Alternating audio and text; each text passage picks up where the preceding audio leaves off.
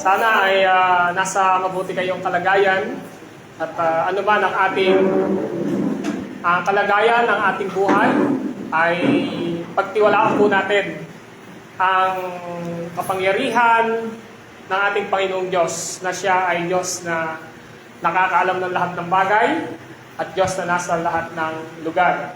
So, in good times or even in bad times, kailangan natin magtiwala sa Panginoong Diyos na siyang mayroong maganda na plano at naisin na dapat mangyari sa ating mga buhay. Pero bago tayo magsimula, tayo muna po ay manalangin. Ilapit po natin sa Diyos ang ating pagsamba sa pamamagitan ng pakikinig at pag-aaral na salita ng Diyos. Let us pray. Panginoon po naming Diyos na banal at makapangyarihan sa lahat, kami po ay nagpapasalamat sa iyo sapagkat pinahintulutan niyo po muli na ang inyong gawaing itinatag sa lugar na ito ay makasamba sa inyo. Salamat sa mga binanal ninyo at mga taong pinagtipon-tipon ninyo sa bahay-sambahang ito upang kayo ay sambahin at purihin, pasalamatan sa aming mga buhay. Panginoon, siyasapin niyo po ang aming mga sarili. At kung meron man po kayo na natatanaw at nakikita sa buhay namin ng karumihan, kasalanan, hinihingi namin ng tawad ang lahat ng ito. Alang-alang sa katwiran ng aming Panginoong Hesus at inaangkin na ang inyong fatherly forgiveness o makaamang pagpatawad ay aming naranasan sa oras na ito. Panginoon, kayo ang siyang magbigay ng kakayanang makaunawa ang lahat ng makikinig ngayon, tatanggap ng mga salita niyo na ipapaliwanag mula sa banal na kasulatan ng inyong lingkod na itinalaga upang maging tagapangaral at tagapagpaliwanag ng inyong ebanghelyo. Nawa po magdala ito ng panibagong paglago sa relationship ng pananampalataya ng bawat isa. Magdala ito ng pagbabago sa buhay ng bawat isa at patuloy na gagawin namin sa aming buhay ang tinuturo ng inyong salita na siyang authority niyo sa amin upang lagi niyo kaming matagpuan na namumuhay at lumalakad sa inyong kalooban. Wala po kaming nais itaas, wala po kaming nais na marinig, kundi ang salita nyo at kayo Diyos ang siyang maluwalhati. Let your Holy Spirit move mightily in the lives of everyone who will listen to your words. This is our prayer in Christ's name. Amen and amen. Sa buhay pananampalataya natin ay pinapaliwanag ng Biblia na tayo ay manlalakbay. Sinaturo ng Biblia na tayo ay tumatakbo sa ating buhay pananampalataya. Sa ating pagtakbo bilang mananampalataya o sa pamumuhay natin bilang mga Kristiyano, alam niyo ba na mayroong posible na maging hadlang o balakid sa ating buhay pananampalataya? At ang balakid at mga hadlang na ito ay patuloy na pwedeng ma-experience ng lahat ng Kristiyano. Subalit ang pagtatagumpay ay nakadepende sa pananampalataya ng bawat isa sa atin sa salita ng Diyos, sa Ebanghelyo ni Kristo o sa ating Panginoong Diyos. Subalit tinuturo ng banal na kasulatan na ang sino mang anak ng Diyos ay nagpapatuloy sa pananampalataya sa Kanya. Ang sino ang anak ng Diyos ay mayroong katagumpayan dahil si Kristo ay nasa atin sa pamamagitan ng banal na Espiritu. May katagumpayan sapagkat patuloy na si Jesus na siyang dakilang pastol ang siyang nag-iingat ng iyo at ng aming buhay mula sa Kanyang mga kamay. Ngayon mga kapatid, nais nating tingnan ngayon ano ba ang dapat naglalagay sa isip at puso natin ng tamang motibasyon? Sino ba ang dapat asahan natin upang makapagpatuloy tayo sa takbuhin ng ating pananampalataya upang nga sa ganon, hindi mawala ang anumang passion o anumang faithfulness natin sa inilagay ng Diyos sa atin sa pananampalataya kay Kristo. Nais ko po na hilingi na buksan natin ang ating mga Biblia sa aklat po ng Hebreo. Aklat po ng Hebreo, ang talata po ay kabanatang 12 at ang mga talata ay 1 hanggang 3. Kung meron po kayong Bible, buksan niyo po sa Hebreo chapter 12, verses 1 hanggang verse 3. Now listen to the Word of God. Sabi ko ng Hebrew chapter 12, talatang 1 hanggang 3. Kaya nga, dahil napapaligiran tayo ng napakaraming saksi, tanggalin natin ang anumang balaki at ang kasalanan kumakapit sa atin. Buong tiyaga tayong tumakbo sa takbuhing nasa ating harapan. Ituon natin ang ating paningin kay Jesus. Sa Kanya nakasalalay ang ating pananampalataya mula simula hanggang katapusan. Dahil sa kagalangan naghihintay sa Kanya, hindi Niya inilantana ang kahihiyan ng pagkamatay sa cross. At siya ngayon nakaupo sa kanang trono ng Diyos. Isip-isipin ninyo kung gaano ang tinis niyang pag-uusik sa kamay ng mga makasalanan upang hindi kayo manlupaypay o panghinaan ng loob. Ating pag-aaral ay buong tiyagang magpatuloy sa pananampalatayang nakatuon kay Kristo. Ulitin ko, buong tiyagang magpatuloy sa pananampalatayang nakatuon kay Kristo. Ang libro ng Hebreo, bagamat hindi nakalagay kung sino ang author, ay binigyan ng mas maraming pagsang-ayon ng mga scholar ng Biblia o teacher ng Biblia na ito ay sulat ni Apostol Pablo. Sinulat ni Apostol Pablo itong Book of Hebrew sa mga Hebreo o sa mga Hudyo na kung saan ay posible na sila ay madaya o maakit na bumalik sa paniniwalang Hudaismo noong panahong isinusulat niya ito. Now, ano ba ang paniniwala ng mga Hudyo? Ang paniniwala ng mga Hudyo, ang tagapagligtas ay walang iba kundi ang Diyos Ama. Para sa kanila ay hindi nila pinaniniwalaan na mayroong isang Diyos sa tatlong persona. At ang pinaka-crucial dito ay ang paniniwala ng mga Hudyo na si Jesus ay hindi Diyos, na si Jesus ay hindi tagapagligtas. Na kung saan ang paniniwala ng mga Hudyong ito, si Jesus ay tao lamang. Kung kaya sa libro ng Hebreo ay ating makikita doon pa lamang sa unang kabanata na pinapatunayan ni Paul na si Jesus ang maningning na sinag ng Diyos. Kung ano ang Diyos, yun din ang anak. Pakikita natin to sa Hebrew chapter 1 verse 3 na doon pa lang sa entrada na yon ay pinapakita na agad ni Paul na si Jesus Christ ay God. Yung deity, yung pagiging Diyos ni Kristo ay pinapatunayan o pinapakita na agad ni Apostle Paul dito sa Book of Hebrew.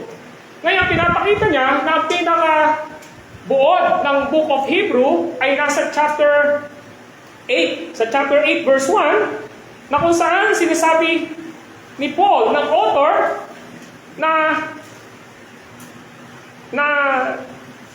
si Jesus ang siyang pinakapunong saserdote. Sabi ng chapter 8 verse 1, ito ang ibig naming sabihin. Sa ibang translation, ito ang buod, sabi ni Paul, ito ang buod ng liham ko sa inyo.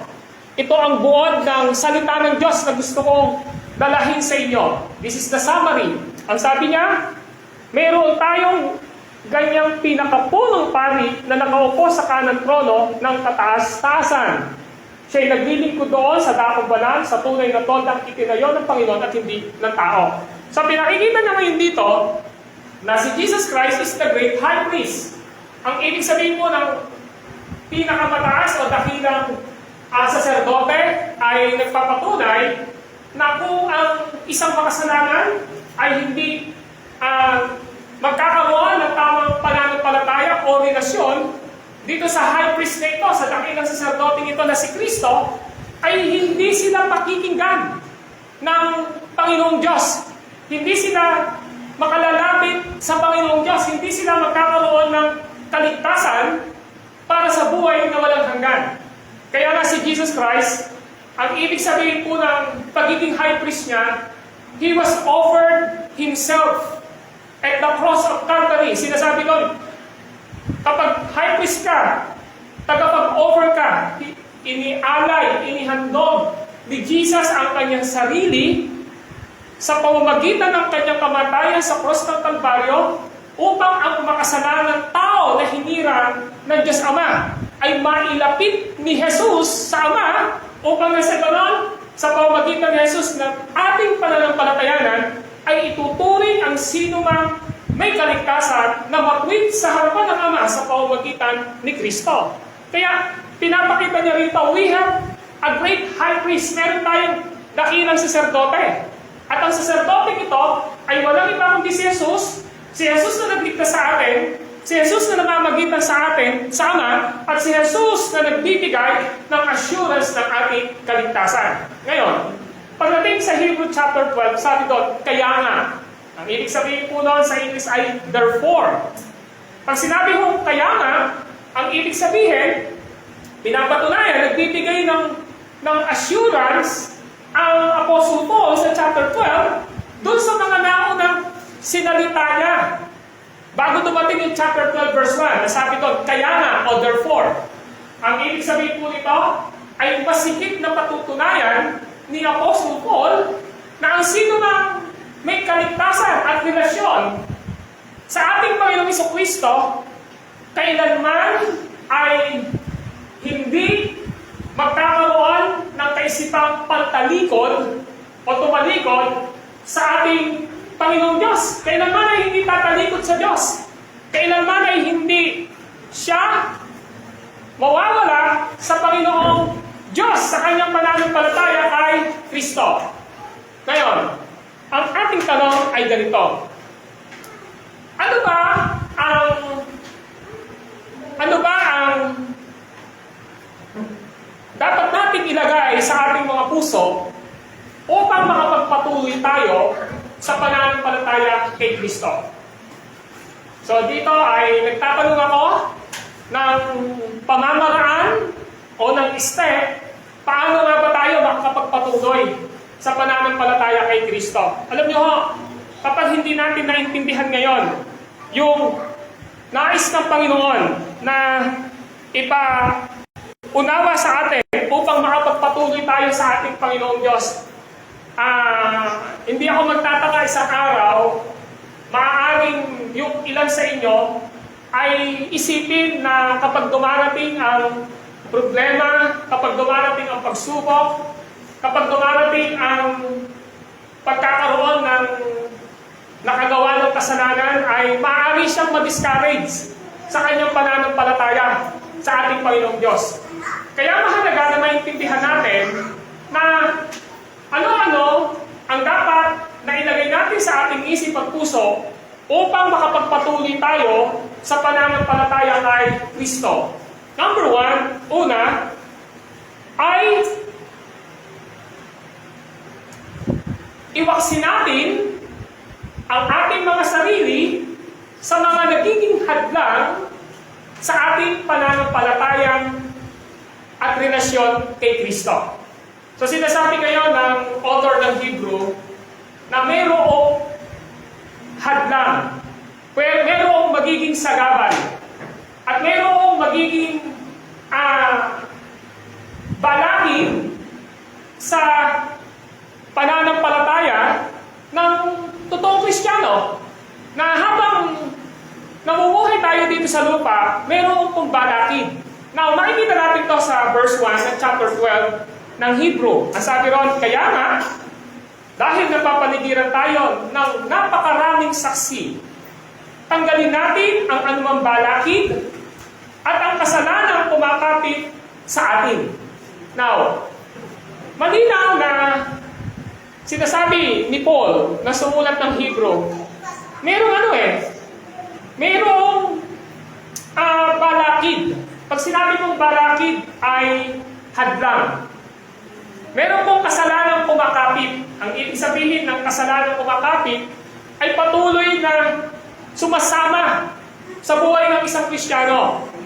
Kaya dito pinakikita sa atin, hindi porke na-save na tayo, hindi porke tayo ay mayroon ng relasyon kay Kristo, wala tayong iniisip na labanan sa usaping pang-espiritual. May labanan po, may pakikita-digma po tayo. Subalit, pinakikita ng may akda ng Hebreo na si Apostol Pablo kung paano ang Diyos sa lumang tipan, kung paano ang Diyos sa mga naunang mananampalataya ay pinagtagumpay niya ang mga ito na siya ay Diyos. Ang mga mananampalataya na sinulatan dito sa Hebrew ay mayroong Diyos na magpapatagumpay sa kanila. Now, sinabi ron, dahil napapaligiran tayo ng napakaraming saksi. Now, ano sinabi ito, yamang napapaligiran tayo ng napakakapal o napakaraming saksi. Ang sinasabi ngayon dito ay ito. Kung mayroon ng kasalanan na nagiging kumakapit sa iyo, sumusunod sa iyo, kung mayroon ng tinatawag ho na sagabal sa atin, hindi na po ito bago. Kasi sa lumang tipan, na-experience po ito ng lahat ng mananampalataya. Pero dahil sa kanilang pananampalataya sa Diyos, pinagtagumpay sila ng ating Panginoon. Makikita natin yan sa Kabanatang 11. Pakinggan niyo po ang sabi ng Hebrew chapter 11. Ang sabi ay ganito sa verse 35. Hebrew 11:35. Dahil sa pananampalataya, ibinalik sa ilang mga babae ang kanilang mga mahal sa buhay na namatay sa pamamagitan ng muling pagkabuhay. May mga tumangging sila'y palayain sapagkat pinili nila ang mamatay sa pahirap upang sila'y muling buhayin at magtamo ng mas mabuting buhay. Mayroon namang hinapa at hinagutin. At mayroon din ikinadena at ibinilanggo. Ang iba naman ay pinagbabato, nilagari ng pahati sa dalawa, pinatay sa taba, ang iba'y nagdamit ng balat ng tupa ng kambing, ang iba'y namulubi, inapi, at pinagmalupitan. Hindi karapat-dapat sa kanila ang daigdig. Nagpagala-gala sila sa mga ilang at kabundukan. Nagtago sila sa mga yungib at lungga sa lupa. So, ang sinasabi ngayon dito, yung karanasan na pwede mong maranasan ngayon, naranasan na ito ng mga naunang mananampalataya sa atin.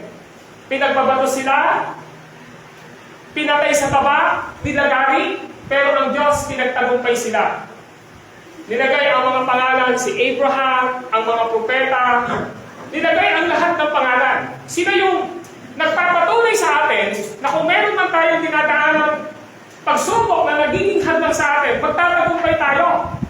Dahil pinagtagumpay na ng Diyos yung mga sinaunang mananampalataya because our God is the same God. Kaya nga sa Hebrew 13:8, Jesus Christ is the same yesterday, today, and forever. Sa Hebrew 13:8, si Jesus ang kahapon, si Jesus ang ngayon, si Jesus ang magpakailanman. Ang Diyos natin ay hindi nagbabago. Kung ang Diyos natin ay pinagtagumpay ang mga sinaunang Kristiyano sa lumang tipan at bagong tipan, tayo ng mga mananampalataya ay pagtatagumpayin ng Diyos kung ang ating mga sarili ay patuloy na sumasampalataya sa pagiging Diyos ni Kristo at nagmamayari ng ating buhay.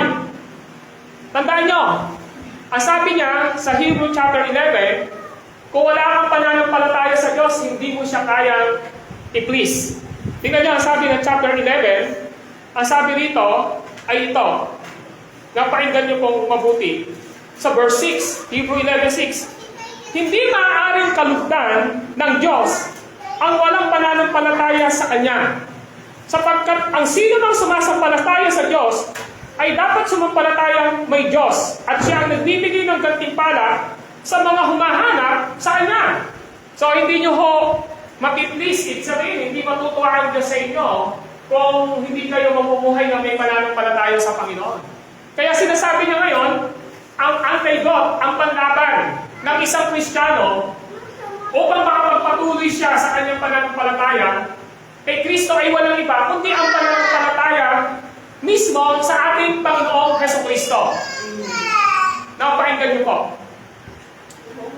Pagkayarin banggitin doon na dahil napapaligiran tayo ng napakaraming saksi, ang sabi dito, tanggalin natin ang anumang balakin. May pinatatanggal. Yun ang sinasabi ko sa inyo kanina. May mga Kristiyano na nagsasabi sa kanilang sarili na hindi nakakapagpatuloy sa kanilang pananampalataya sapagkat mayroong nagiging hadlang. Now, kapatid, tingnan mo ngayon sa sarili mo. Ano ang nagiging hadlang kung bakit hindi ka makapagpatuloy sa pananampalataya mo kay Kristo? Meron bang nagiging balakid? Meron bang nagiging hadlang? At ang sabi niya rito, ang nagiging hadlang na ito ay walang iba, kundi ang kasalanang kumakapit sa atin. Kapag ang isang tao ay nabuhay sa kasalanan, magsisimula siya na hihilahin o pipigilin nito na makapagpatuloy sa pananampalataya. Kaya yung kasalanan, siya ho yung nagiging stronghold. Yung kasalanan, siya ho ang humahatak sa atin upang hindi tayo makapagpatuloy sa Panginoon. Now, isipin niyo po, ang sabi dito, ano ba ang ibig sabihin ng kasalanan? Kapag sinabing kasalanan o sin, missing the mark, ang ibig sabihin po nun, dapat mong lakaran ay ito, hindi mo siya nilalakaran. Lumalagpas ka. Ano ba ang gusto ng Diyos na lakaran natin? Ang gustong lakaran ng Diyos natin ay ang paglakad saan? Sa salita ng ating Panginoong Hesukristo. Ngayon, kung hindi tayo lalakad at susunod sa salita ni Kristo, doon tayo ngayon nagkakaroon ng paghadlang sa ating pananampalataya. Hinahadlangan tayo. Yung stronghold ay humahatak sa atin. Kaya ito, pansinin nyo isipin nyo po, bakit kapag spiritual na aspeto ang pinag-uusapan ng mas nakararaming tao, mayroong mga tao na hindi sila nag-i-enjoy? Bakit mayroong mga tao para sa kanila? Nakakaantok naman yan. Bakit para sa kanila? May mga tao na walang interest sa spiritual na aspeto. Kasi, ang pinakamalaking problema dito ay hindi ho pinapanahanan ang makasalanan ng Espiritu Santo sapagkat hindi pa sila naboborn again. Ngayon, pakinggan nyo. Ikaw na Kristiyano, ikaw na mananampalataya, sa ayon sa gusto mo, mayroong hahadlang at hahadlang sa pananampalataya mo kay Kristo. Sa ayon sa gusto mo, mayroong kasalanan na ilalagay at ilalagay ang kaaway sa iyo. Pansinin po ninyo. Si Jesus, Diyos na nagkatawang tao, tama po ba? Noon nandito sa lupa. Naniniwala po kayo? Yes. Tanong ko po sa inyo. Nung nandito si Jesus sa lupa, si Satanas ba tinukso siya? Hello? Matthew chapter 4. Tinukso siya ni Satanas. Nakalimutan punto rito? Ibig sabihin, kung si Jesus ay hinahadlangan ni Satanas at kung si Jesus ay inaalok ng sanlibutan sa paggawa ng mga bagay na ayon sa sanlibutan, sino pa kaya tayo? Kaya ang turo ng Bible, sinasabi niya, ay ito, tanggalin natin ang anumang balak kumakapit at mga kasalanang kumakapit sa atin. Kaya nga sabi, tanggalin eh. Ngayon, ang tanong ngayon sa'yo, ano yung dapat mong tanggalin na hadlang sa'yo? Ano ang dapat mong tanggalin na kasalanan na nangyayroon ka ngayon? Na nagiging hadlang, na nagiging sagabal sa pananampalataya mo, paglilingkod mo, at paglago mo sa ating Panginoong Jesucristo. Ikaw ang nakakaalam dito. Di ba? Bakit ngayon, marami sa atin dito, yung ilan sa atin na kapatiran wala dito. Sa tingin nyo, kalooban ba ng Diyos na sila ay wala rito para sumamba? Unless na meron talaga silang sakit. Ang sagot natin ay, hindi kalooban ng Diyos na hindi natin unahin siya kapag araw ng pananambahan sapagkat inuutos ng Biblia na igalang natin ang araw ng pamahinga, maglaan tayo ng oras sa buong isang linggo upang sambahin siya. Unahin natin ang kanyang kaharian at ang kanyang katwiran. Huwag kaligtaan ang pagdalo sa mga pagtitipon gaya ng ginagawa ng ilan upang palakasin ang loob ng bawat isa, lalo na ngayon nakikita natin na lalapit na ang Panginoon. Ang sabing ganon ng Hebrew chapter 10 verse 25. Sa ano ngayon ang nagiging hadlang? Ano yung hadlang? Bakit hindi ka makapabuhay ng may kabanalan? Ano ang hadlang? Bakit sa lumilipas ang isang araw, hindi ka man lang nagkakaroon ng oras upang makipagniig sa panalangin sa Diyos? Ano ang dahilan kung bakit hindi ka man lang makapag-meditate o bulay-bulay ng salita ng Diyos? Ano ang dahilan kung bakit hindi mo na-isishare si Kristo? Ano ang dahilan kung bakit may mga time na wala kang kagalakan sa Panginoong Diyos? Sabi ganun, tanggalin ninyo ang mga balakid na ito, hadlang na ito. Tanggalin ninyo ang kasalanan kumakapit sa inyo. Tanggalin. So ikaw kapatid, alam mo kung ano ang dapat mong tanggalin. Alam mo ang dapat mong alisin. Sa buhay mo ngayon, na siyang pumipigil, na siyang kumakapit, na kasalanan sa iyo kung bakit hindi ka makapagtagumpay. Kasi, ang sinasabi ngayon dito, hanggat nananatili ang kasalanan na yan sa iyo. Hanggat nananatili na kumakapit sa iyo ang kasalanan na yan, hindi ka makaka-move forward sa kalayunin ng Diyos sa iyong buhay. Kaya nga sabi dito, ay ito. Sabi niya, buong tiyaga kayong tumakbo sa takbuhin nasa inyong harapan. Nakakita na ho ba kayo ng nagmamarathon na tumatakbo? Na may nakalagay sa likod na knapsack bag na sumali sa takbuhan. Nakakita na ba kayo na yung sumali sa marathon o kaya naman sa track and field na merong nakasuot na knapsack bag sa likod? Nakakita na ba kayo? Na tumatakbo sa oval? Ala, di ba? Kapag tinignan mo, yung tumatakbo sa track and field, yung mga nagmamarathon, yung mga naggaganyan, makikita niya ang nilipis na suot nila. Tama mo ba? Bakit? Kasi kailangan nilang maging manipis sapagkat upang mas maging magaan ang kanilang pagtakbo. Nakalimutan mo? Tayo, hindi tayo makakapagpatuloy sa pagtakbo sa harapan ng pananampalataya natin kay Kristo upang makamit natin ang buhay na walang hanggat ikaw ay puno-puno ng bagahe sa iyong katawan. Ano yung punto rito?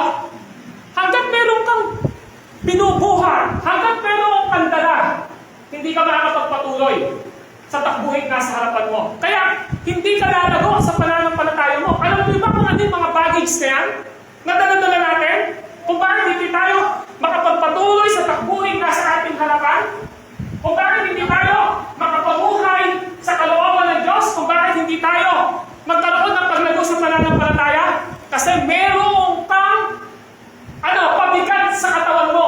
Yan ay kasalanang binabanggit ni Apostle Paul. Nakuha niyo punto niya rito? Kapag ikaw ay punong-puno ng sama ng loob, kapag ikaw ay punong-puno ng pleasure sa takbo ng mundong ito, kapag ikaw ay punong-puno ng pagiging gahaman, nasa iyo yung tinatawag na laman, bunga ng laman, hindi ka makakapagpatuloy sa Panginoong Diyos. sabi ni Jesus Christ sa Matthew chapter 11, lumapit kayo sa akin, kayong lahat na napapagal, at nabibigatan sa inyong pasanin. Ayoko ng Diyos na nabibigatan ka. Tama?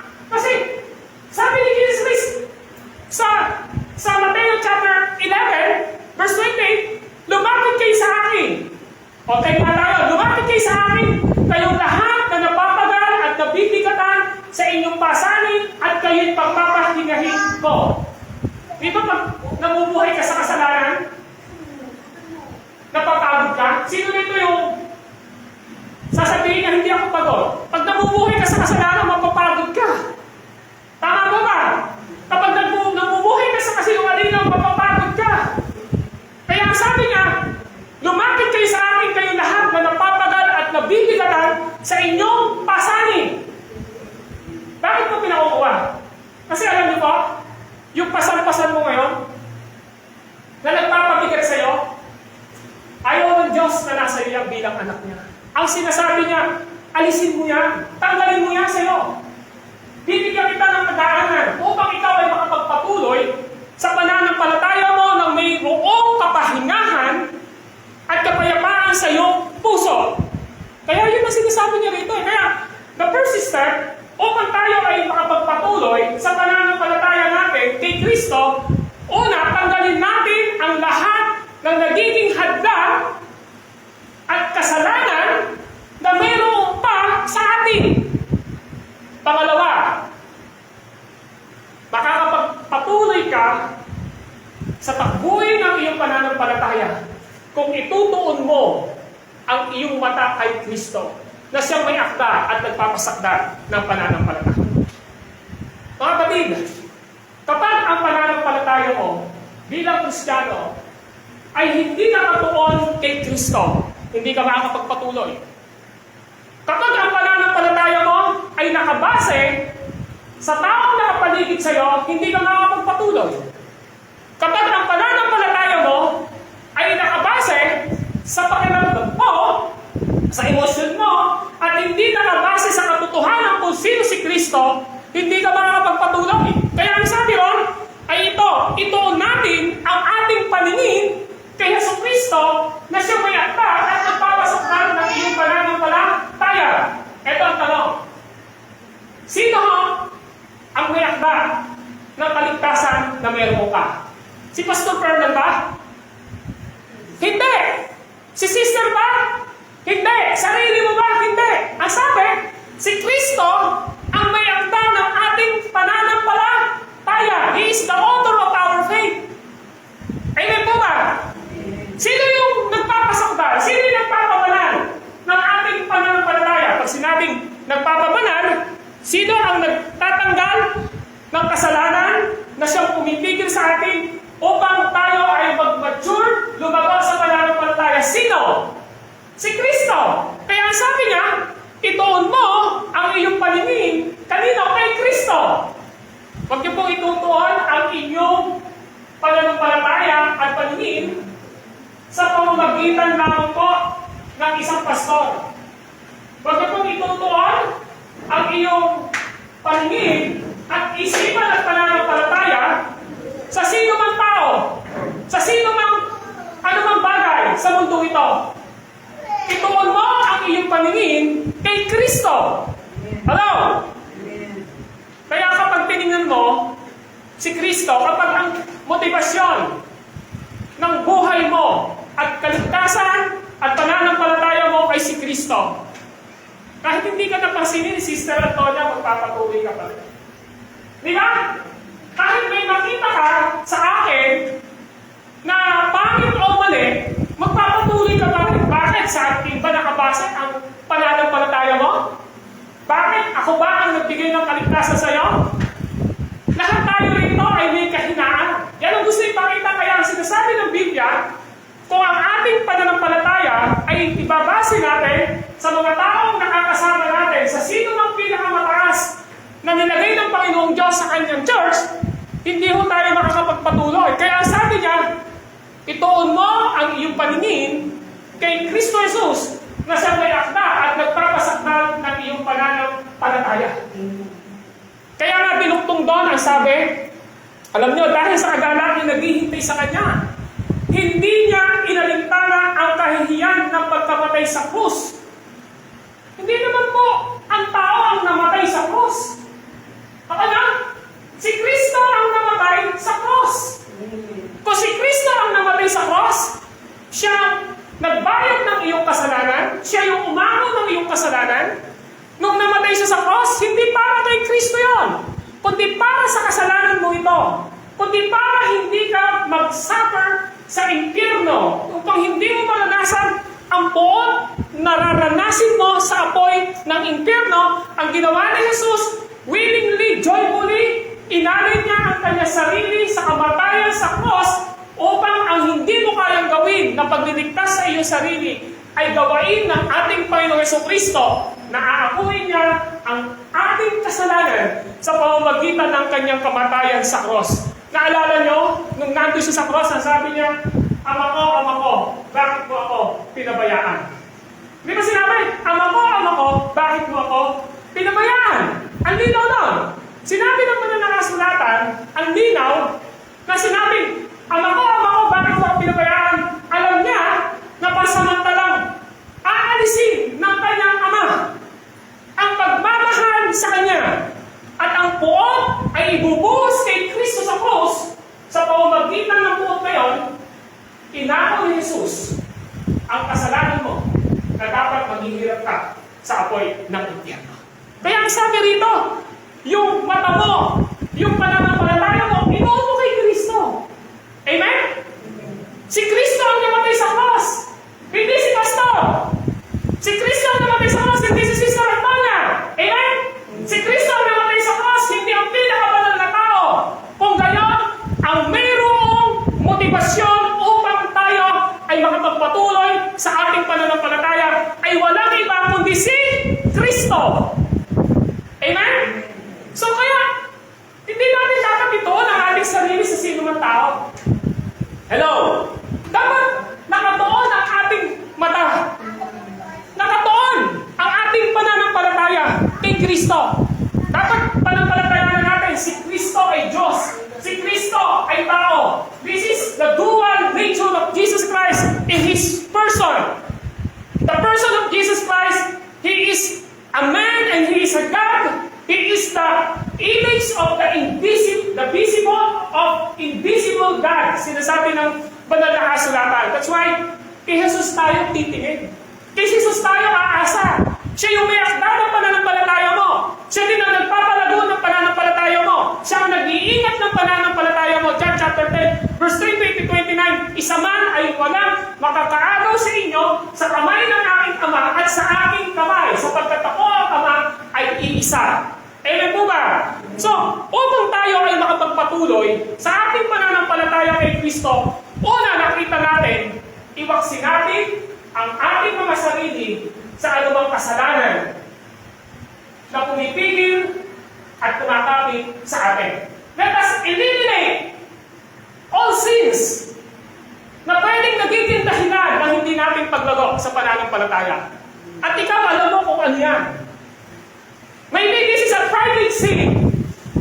Pag sinabi private sin, pribadong kasalanan, ikaw lang ang nakakaalam. Dalawa lang tayo, maaaring ikaw lang ang nakakaalam. That is private sin. Alam din ng Lord, yung kasalanan natin, public sin. Kaya sinasabi ng mga nakasulatan, hanggat namumuhay ka, dito sa kasalanan ito, hindi ka makakapagpatuloy ng paglago sa pananampalataya mo kay Kristo. Nakakita ka na ba na sinasabi niya Kristiyano siya, pero ang ginagawa niya, nagbibisyo pa rin siya? Lalago ba yun? Kapag sinabi niya Kristiyano siya, umaatin siya sa church, pwedeng sabihin niya Kristiyano siya, umaatin siya sa church. Pero yung buhay niya, lasinggero siya, sugalero siya, babaero siya, nagdadrug siya, lahat nasa kanya. Sa tingin mo, lalago ba yan sa pananampalataya niya sa Diyos? Hindi! Ano ang dapat gawin? Ang tunay na pananampalataya sa biyaya ng Diyos ay tunay na nakaranas ng isang bagong kapanganakan. Naranasan niya ang John 3:3, pinanganak siyang muli. At sa awa at habag ng Diyos ay tinutulungan siya ng Panginoon upang mamuhay ng may kabanalan at pagtatagumpay sa anumang kasalanan at kahinaan na meron siya sa pamamagitan ni Kristo ng kanyang salita at banal na Espiritu na gumagawa sa ating mga buhay. Ano yung kasalanan na nagiging hadlang? Ano ang kasalanan na sumusunod sa atin? Maaaring nakaraan na ito. Palayain mo yung sarili mo. Kung ano mang kasalanan na meron mo, palayain mo ang sarili mo and ask the mercy of God. At sabihin mo, Lord, kailangan ko na pong makalaya dito. Ayoko mabuhay sa kasinungalingan. Ayoko mabuhay sa kasalanan. Ayoko mabuhay sa ganito mga bagay. And God will give us assurance that those who come in Jesus, ang sabi ng banal na kasulatan, maaasahan ko na patatawarin ka niya at nilinisin ka niya sa lahat ng iyong kasalanan bilang anak niya sapagkat siya ay matuwid. Pangalawa, ang sabi ng Biblia, ituon mo ang iyong mata at mamumuhay kay Kristo. Alalahanin mo palagi na matay siya sa cross para sa iyo. At kung namubuhay ka rito sa lupa, iisipin mo lagi, Lord, kayo ang nagbigay ng kaligtasan sa akin. At habang nandito ka sa lupa, sinasabi mo palagi, Lord, ikaw ang perfecter ng buhay ko. Ikaw ang patuloy na nagpapabanal ng buhay ko. The more na ako ay patuloy na nag-i-engage sa pagbabasa ng banal na kasulatan, sa patuloy na pananalangin, sa patuloy na pagpunta sa ganitong uri ng gawaing pananambahan, the more na ikaw ay gumagawa sa buhay ko, pinagtatagumpay ko ako sa anumang kahinaan ng aking buhay. So mga kapatid, yan ang gustong ipakita sa atin ng Diyos. Dalawang bagay. Makakapagpatuloy ka sa pananampalataya mo kay Kristo kapag winaksi mo ang iyong sarili, tinanggal mo ang kasalanan at mga pumipigil sa pananampalataya mo kay Kristo. And that is it, kasalanan lang. Pangalawa, pag tinutuon mo ang iyong mata kay Kristo at iniisip mo na siya ang nagbigay ng kaligtasan sa iyo, pinananampalataya mo si Jesus ay Diyos at tao, makakapagpatuloy ka sa pananampalataya mo kay Kristo. Ngayon, ang tanong, siguro sa mga nakaraang linggo, iniisip mo, Panginoon, parang ayoko na kung kailan ako naging Kristiyano, pero bakit ganito yung dinaanan ko? Ito yung gustong ipakita sa atin ng Diyos. Kapag mananampalataya ka, hindi ka po free. Hindi ka po libre sa kasalanan na inaalok ng mundo. Amen? Hindi ka po free o libre sa kahinaan ng laman mo. Hindi ka po free o libre sa mga inaalok ng sanlibutan sa paligid mo. Minsan nga, asawa mo, anak mo, kapatid mo, mga taong nakapaligid sa iyo, sila mismo ang nagiging dahilan kung bakit napipigilan ka sa pananampalataya mo kay Kristo. Tama? Tingnan mo, bakit yung ilan dito wala ngayon? Ano ang dahilan? Bakit? May pumigil sa kanila. Tama po ba? Kung ikaw nandito ngayon, sa akala ko, nakikinig ka, antok na antok ka naman pala. Eh, hindi mo alam, hinihemi ka na rin pala ng kaaway. Ang punto natin ngayon dito, mga kapatid, kailangan natin maisip, Lord, everyday, may paikipaglaban at paikipagdigma sa gawa ng kasalanan. At nagtatagumpay tayo dahil kay Kristo. Amen? Let us pray. Panginoon po naming Diyos na banal at makapangyarihan sa lahat, kami po ay nagpapasalamat at nagpupuri sa iyo sapagkat ang pananampalataya namin ay laging na kay Kristo, Panginoong Diyos. We are not saved because of our good works.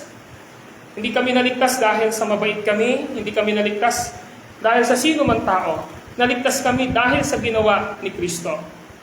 Panginoon, ang ginawa niyo po kaming anak, binigyan niyo kami, Panginoon, ng katiyakan na we are more than conqueror.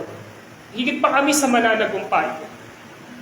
Kung paanong si Jesus ay nagtagumpay, kami mga anak niya ay mananagumpay. Kung paanong si Jesus ay nagsabi na isa man ay walang makakaagaw sa amin, sa kanyang kamay at sa kamay ng Ama, dapat namin itong panghawakan. Pero Lord, alam namin everyday, nasa paikipag-battle kami, nakikipagdigma kami sa gawa ng takbo ng sanlibutan, sa kahinaan ng laman, o sa gawa ng Diablo at ni Satanas. Pero Lord, we thank you so much sapagkat kami ay dapat umunawa na Ikaw ang Diyos na makapangyarihan, na nagpatagumpay sa mga mananampalataya sa lumang tipan, sa mga mananampalataya sa bagong tipan. Yung Diyos nila ay Diyos namin. Kaya dito sa Hebrew 13:8, Jesus Christ is the same yesterday, today, and forever. Hindi ka po nagbabago. Ang nais mong makita sa puso namin ay ipasakop ang aming sarili kay Jesucristo bilang Panginoon at tagapagligtas at Diyos ng buhay namin. At sa pamamagitan ng Kanyang salita, ang Biblia, ang Scripture, ipasakop namin ang aming sarili sa aral ng inyong salita upang na sa ganon ay makapagpatuloy kami. Panginoong Diyos, ngayong oras na ito, kilala niyo po kaming lahat. Individually, kilala niyo po kami. Nangungusap kayo, tumatawag kayo sa amin through your word na aming napag-aralan. Lord, alam niyo kung ano ang kasalanang humahadlang. Alam niyo kung ano ang kasalanang dumidikit, humahabol o namumuhay kami sa kasalanan. Panginoon, tulungan niyong isurrender namin ang lahat ng ito sa inyo.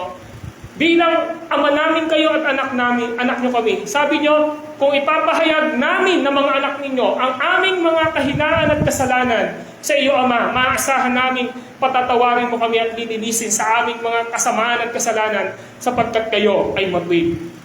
At Lord, lagyan niyo yung puso namin araw-araw na mamuhay na nakatuon kay Kristo. Si Kristo po ang siyang makita namin palagi sa buhay namin. May mga pagsubok, may mga problema, may mga challenge.